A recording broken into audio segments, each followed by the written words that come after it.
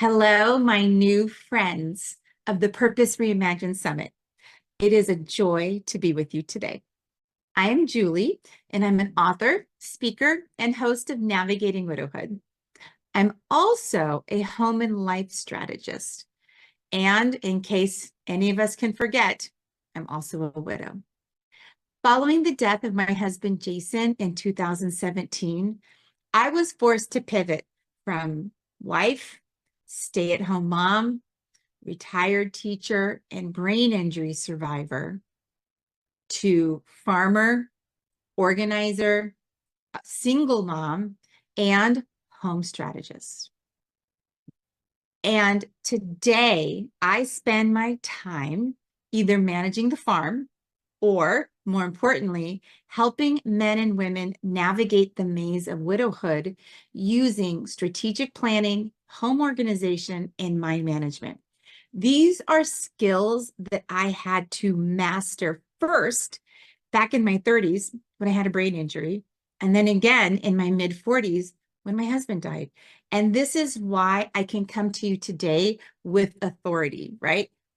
If you ask yourself, why should I listen to her? Because I've spent my whole life in the researching, in the application, and in the use of strategic planning to make my life work. And I want to share that with you today. So this class is called From Chaos to Clarity. And this class, the subtitle of this class is The Secret to Getting Anything Done. And I want to tell you that what I have learned in my 20 plus years of doing this is that anybody can do anything if they can get their mind straight. That's the secret. So, and I wrote an entire book on it. So we'll talk about it later. But we're going to talk about today how to get your mind in a better place. But first, I want to answer a question for you. And the question that I get all the time is, why does my home feel so chaotic? Okay. And your home feels chaotic, my friends, because your home and the possessions in your home, it's the physical manifestation of your grief. Okay. It is your grief playing out in real time. And many, many people struggle with where to begin, what to do, how to do it, all of the things. So you are going through something right now called a life transition. And a life transition refers to any significant change or period of adjustment in one's life, marking the passage from one life stage or situation to another. So the life transition, it's this space in the middle. It's going from what was before. So for us and for our purposes, it's going from the period of time in which I was married or partnered to now I have this period of time where I am not married and partnered. And this space in the middle, it's the messy middle where we have to figure out what do we do and how do we do this. So number one, you are going through one of the most stressful life transitions ever. As a matter of fact, it is ranked the number one most stressful thing that a person has to go through. So you are in the middle of this.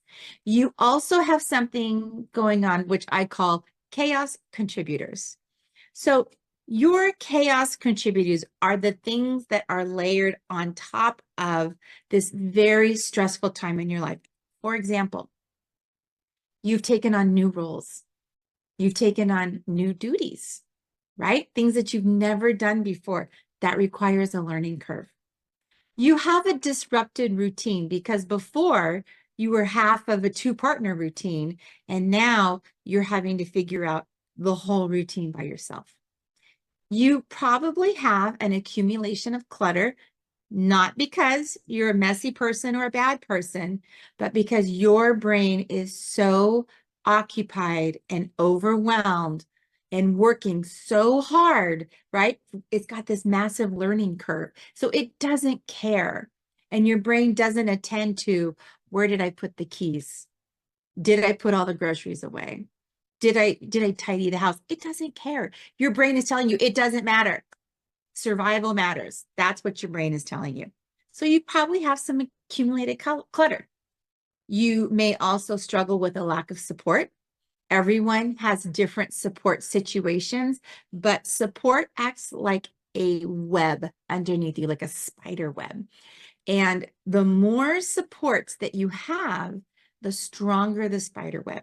So if you don't have a lot of supports, your spider web is very weak. And that leaves you, right, with another chaos contributor. And the last thing is, guess what, my friends? You are living with a lot of emotional turmoil. You lost your person that you thought you were going to spend the rest of your life with. And that is a lot. So I want to acknowledge there is a reason that your home feels chaotic, because your mind feels chaotic. And then there's actually one more little thing that's kind of a little thing, but it's really you are experiencing something called secondary losses. So when your loved one dies, right? So you have like, here is a relationship you had with your loved one. When your loved one dies, poof, the two of you, he is gone, she is gone. It is now just you. The event, which was loss of loved one, that is your primary loss. But everything that goes with it, remember, like the new duties and the new roles, those are all secondary losses. And my friends, those have to be mourned, those have to be processed, and those things have to be figured out. So for example, you might have lost your shared dreams. Like, what do I do now? I had this dream that I was going to go RVing with my husband or wife, and now she's gone. What is my dream? Maybe you lost your emotional support person, your caregiver, your gardener, your friend partner, your pickleball partner. You may have lost the bill payer, the cook, right? So many functional duties, so many emotional duties. If you have children, you may have lost the taxi driver, the joke maker, the I'm having a meltdown wrangler. So all of the things that your person did that they're no longer here to do are secondary losses, and you have to navigate those. So you have to give yourself the gift of grace. I want you to give yourself an understanding of, wow, my brain is working really hard, which, guess what, makes managing your mind even more challenging. And so that's why today I am going to teach you how to find your why and tie it to your future. Before I do though, because remember, my area of expertise is in, well, home organization and mind management. I want you to know nothing will ever steal your memories. They exist inside of you, not your possessions. Okay, did you hear that? If you get rid of the possessions, you will not lose your memories. And this is a really hard concept for widowed people to grasp, because our possessions act as a touchstone. So when we pick up the bottle of cologne or perfume and we smell it, we go straight to the memory. So the fear is, if I get rid of this, I lose the memory, but you don't. You just lose the shortcut. All of your memories are still there, my friends. They're all there. The shortcuts are the possessions. And yes, we're going to deal with those, but they will not erase your memories. So what I want you to do today, if you are a note taker, you're going to want to take notes. I have probably 3 or 4 questions for you. In order to find your big why, you have to ask yourself, what is it that I want to do? So your big why, I always tell my clients, make your why bigger than your fears, okay? Your big why is, why do you want to do an organizing project, right? This is where we begin in our mind. This is the mind management piece. Let's take the garage, for example. Everyone, it's a great example because most people, the garages are pretty rough. Let's say you decide, I'm going to clean out the garage. And I ask you, well, what's your big why? I don't know. It's spring, it's fall. I should probably clean it out. Do you think that that project is going to take place? No, it is not. Finding your big why means asking yourself, what do you want to do? So cleaning out the garage, that's step one, but that's not the end of the process. The next question is, why is this important? Okay, why is cleaning out the garage important? So you might say things, you might start with, I don't know, I just feel like I'm supposed to. That's okay, but we want to find a better reason because we want to find we're looking for a why. So you might think things such as, you'll have thoughts. So you might think things such as, I don't know, it's very cluttered. Like I can't walk around. I would like to be able to, maybe I'd like to be able to park my car in there. Winter's coming and it might be nice to not have my car outside. I'd like to bring it inside. I feel like I feel like there's a hidden treasure trove of things that I could sell. Maybe there's an old baseball card collection and I want to find it. These are reasons why you want to clean out the garage instead of I should, right? Shoulds and actual hard data, those are two different things. So when I gave you reasons, I gave you a great why. So a great why I hear a lot is, I want to park my car in the garage. Okay, so we've asked, what is it you want to do? I want to clean out my garage. Why is it important? Because I want to park my car in there. Okay, so then my next thing would be why? That's question number 3. So you 2 whys. Why do you want to park your car in there? Well, okay, so where I live, we get screaming hot summers. Like we get sometimes 120 degrees. I'm in Central California, and our cars, they are cooking in the sun. So when you go to get in your car, you have to open the door. I have to let it air out for 10 seconds so it can get back down to a reasonable temperature. My legs are burning when I sit down. My hands are burning when I touch the steering wheel. It is very unpleasant. Perhaps where you live, it's very cold and you might come outside and there's snow on your car and it's frozen and all of these things.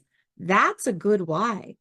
So then you can say, I want to clean out my garage so I can park my car inside because I want to keep it out of the weather.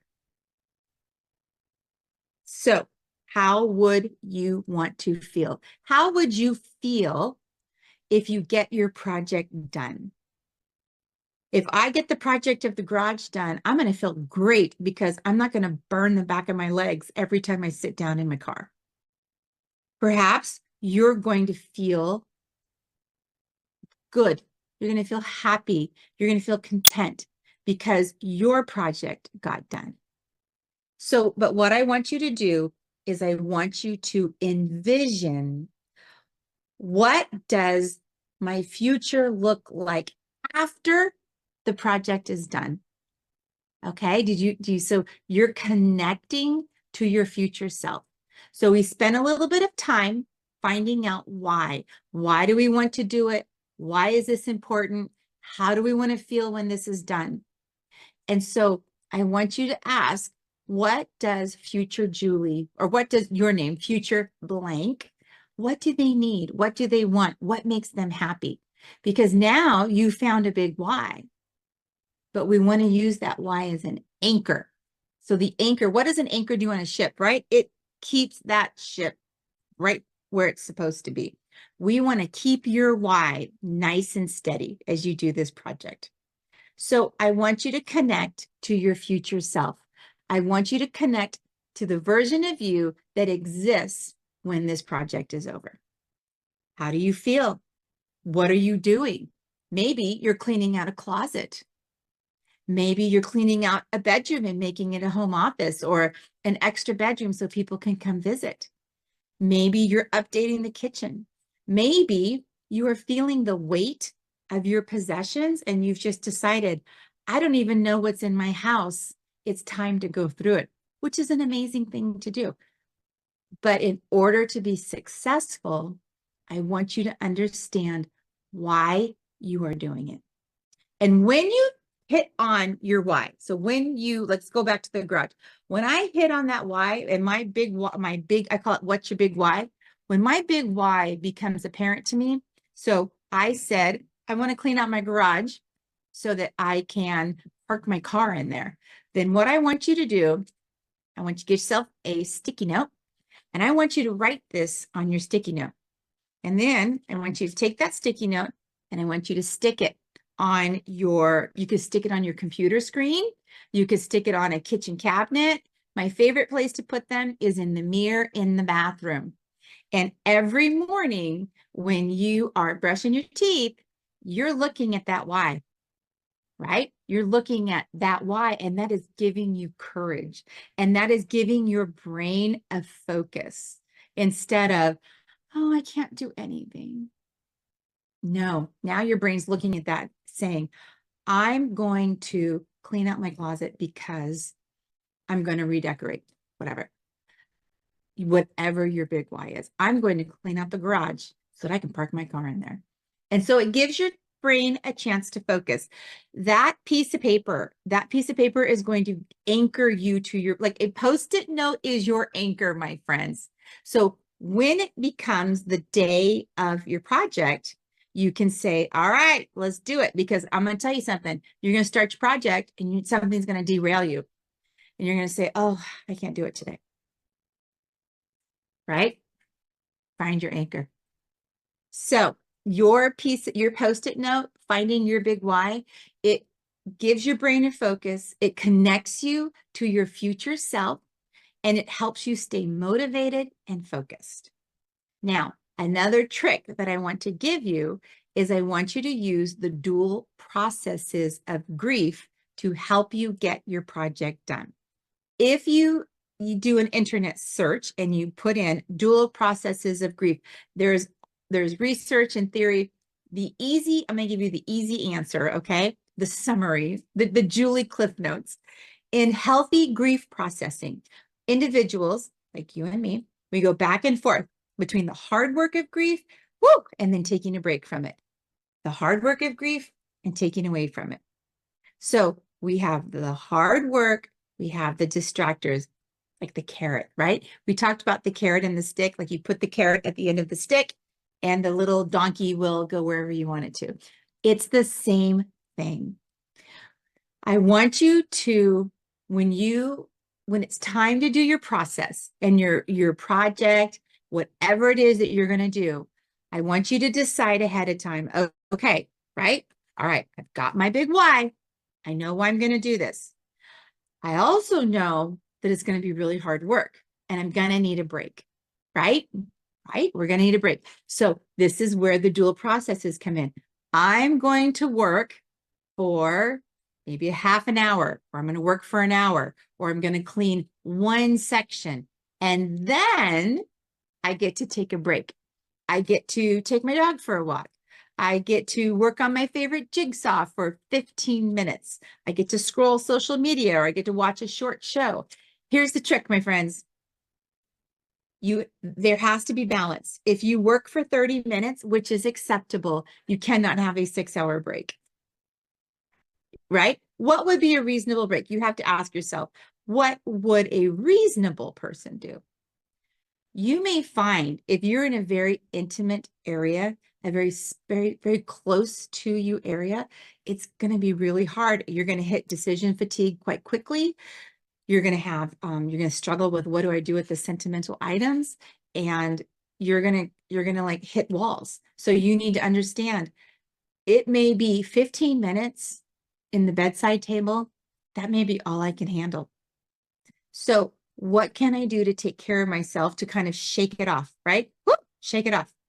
What can I do to help me shake it off that doesn't take the rest of the day? Because when an activity, a reward activity, takes the rest of the day, then it's no longer a reward, then it becomes buffering. And buffering is where we are avoiding the work instead of rewarding ourselves for the work. So I just want you to consider that.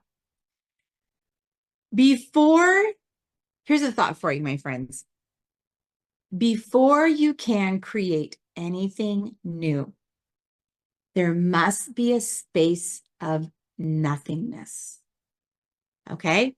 Before you can create a new space in your bedroom, in your garage, in your kitchen, before you can sell your home, before you can remodel or redesign the backyard.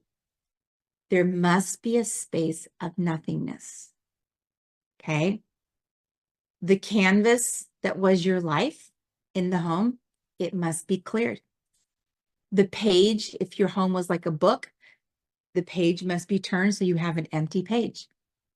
And if you can think of your home like a cup, like a coffee cup, the cup must be emptied before you can put something new in there. The future, your home, okay? Your home is the future that you were living into together. So the future that you were living into must somehow be emptied out. And that, my friends, is the process of going through your home. Remember what I said at the beginning? It is your return to life ritual. You have the opportunity, if you can manage your mind, you have the opportunity to create an intentional, desired future in your life and in your home. Remember, this applies to everything. Part of that, creating that intentional life, is deciding where do you want to focus your brain, right? Do you want to live in the past? Do you want to live in the future? There is no grief police coming to get you, but a lot of people, their husbands or their wives or partners' possessions, at first they're comforting like a warm blanket, right? And they walk around, they see everything, and they're like, this feels good.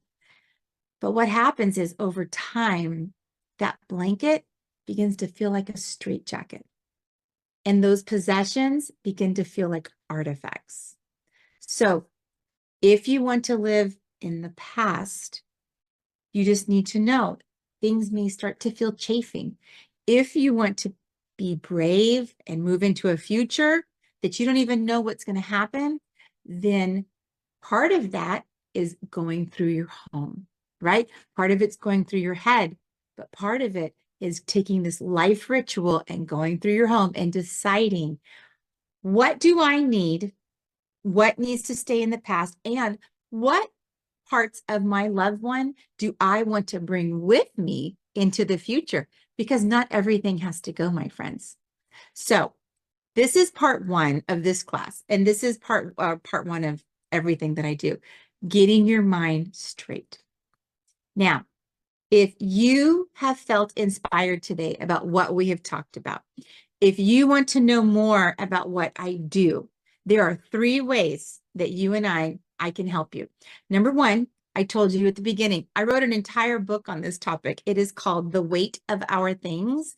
And, you know, it's managing your emotions and your possessions after the loss of a loved one. They go hand in hand. So everything that I've talked about today is in the book. The second thing that we get to do is I have created for you a cheat sheet called What Do I Do with the Sentimental Items? And it is your freebie. It is on the very top part of my website at www.navigatingwidowhood.com. And the cheat sheet, if you run across something and it stops you in your tracks, like maybe it's a yearbook, maybe it's a photo album, maybe it's a journal. Oh, all my scrapbooking moms, when the dads, if the women die, the husbands come across the scrapbooks, stops them. So if you get stuck in the sentimental items, but you need to keep making progress, then what I want you to do is you go through the checklist. And the checklist just gives you some things to think about so that hopefully at the end, you have a little bit more clarity. And I want to tell you that even if you don't, that's okay, because you can put your things in timeout, which I talk about also. Number 3, if you are a Premier Pass holder or a support member, which by the way is an amazing, amazing thing, then I have a class for you on my website that is called Thoughtful Repurposing. And thoughtful repurposing is a continuation of what we have talked about today. So in thoughtful repurposing, for those of you, for everybody, thoughtful repurposing is asking yourself, who else can benefit from my loved one's possessions. I've already done everything. I've tried to get rid of them. I've distributed as much as I could, and now I still have other things left over. What can I do? And thoughtful repurposing is that conversation. We talk about upcycling, recycling, repurposing, donating, gift giving, and legacy creation. So I want to leave you with the closing thought. You are not done, my friends. You are not finished. Your future is not fixed. You are not set and done. You are actually a bundle of possibility currently wrapped up in grief. And as you begin to untangle this giant, like a yarn ball of grief, both mentally and in your home, your potential is going to shine through. You have the potential and the ability to create a new life that reflects the new you, both, like I said, both in your life and in your home. And as always, I am here to help. It has been a pleasure talking to you today. Hey, friends, if you want to get connected, I have a few ways that we can make that happen. First of all, I have an amazing website set up just for you called www.navigatingwidowhood.com. You can also find me on Facebook and Instagram at Navigating Widowhood. And I have a Patreon page where I drop extra content just for you. And that's at Patreon at Navigating Widowhood. And last of all, I have a book out called The Weight of Our Things, Navigating Emotions and Possessions After the Loss of a Loved One. This book is available anywhere you purchase books. And the sole function of this book is to help you answer the question, what do I do with all of this stuff?